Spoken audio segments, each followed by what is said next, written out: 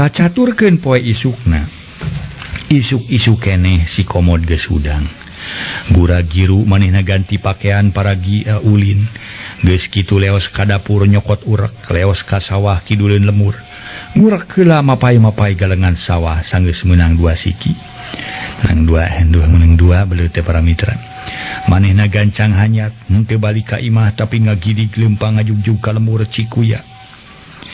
Aya harita teh 2 lemur kahalangan ku lemur Cipancur. Si komod geus gembleng manehna rek manggihan akinoledna. Susuganan daek diajak paku kumaha ku manehna diajak engke ngalamar Nyi Onah ka lembur Sindang.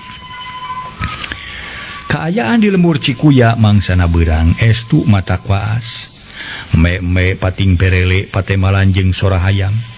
Kabeneran poe ieu langit lenglang taya aling-aling eueuh mega nu ngahalangan. Kaayaan lemur pohara matakpi ka betaheunana najannya ayana di sisi gunung.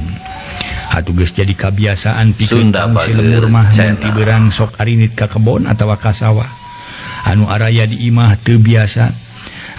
Nu ibadah teh biasana sok anu geus kolot pisan.